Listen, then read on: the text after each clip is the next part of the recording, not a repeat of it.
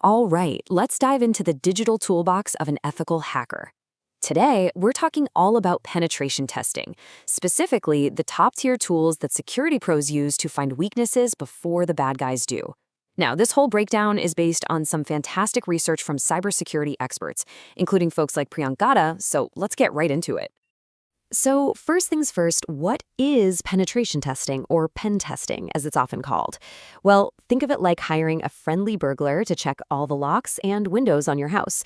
It's a simulated attack, a proactive way to poke and prod your own systems to find the cracks in your defenses, not to cause harm, but so you can seal them up tight. Before we even touch a single tool, this quote is everything. I mean it. The software we're about to look at is incredibly powerful. In the right hands, it saves companies from disaster. In the wrong hands, well, it can cause disaster. So for ethical hackers, this isn't just a cool movie line, it's the law. These tools have to be used responsibly, legally, and always with permission. So, where does a pen tester actually start? Well, it all begins with what's called reconnaissance. You can think of it like a security guard's first patrol of the night, just walking the perimeter, checking for open doors, and getting a feel for the layout before doing anything else. And that's a huge question, right? Where do you even begin? Because you can't really protect or attack what you can't see. So the very first step is to map out the entire attack surface. We need to know what machines are even online, what doors or network ports are open, and what services are running behind them. This initial map is going to guide the whole operation. And these three tools right here, they are the absolute foundation for building that map. Nmap, the network mapper, is like your scout. It's the gold standard for finding out who's on the network. Once Nmap finds something, you can point a vulnerability scanner like Nessus at it. Nessus, or a great open source alternative like OpenVAS, will check that service against a giant database of known weaknesses. And all the while, Wireshark is like a microscope for your network traffic, letting you see every single bit of data flowing back and forth. Okay, so we've drawn our map, and we've spotted a few things that look interesting. Maybe a cracked window or an unlocked door. The next logical step, of course, is to see if we can actually get inside. This is the exploitation phase, where we go from just looking to actually doing. Now, when it comes to exploitation, you're going to hear about these two giants all the time. Think of the Metasploit framework as a pen tester's Swiss Army knife. It's this huge, constantly updated library of ready-to-use exploits for all sorts of systems.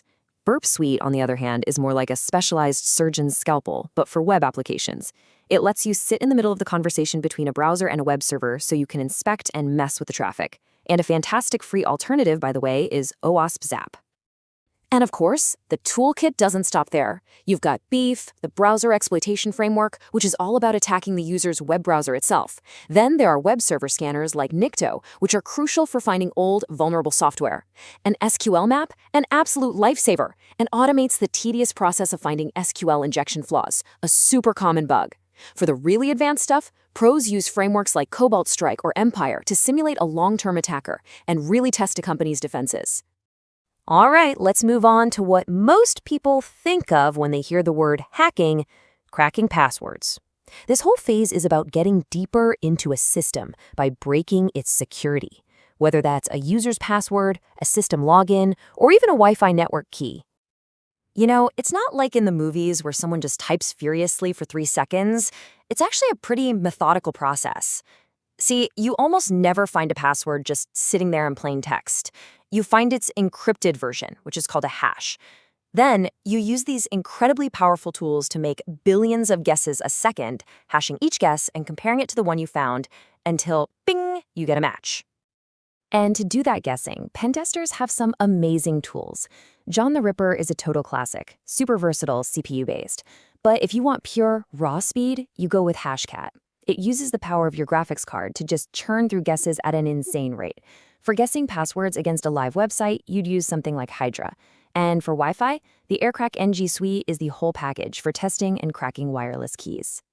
So, we've talked about all these different tools for scanning, for exploiting, for cracking. But what if you could have all of them, plus hundreds more, all pre-installed and ready to go in one single cohesive package? Well, that package is Kali Linux. It's a specialized operating system, an entire version of Linux that was built from the ground up for one purpose: penetration testing. Seriously, if you've ever seen a hacker in a movie, chances are their screen looked a lot like this.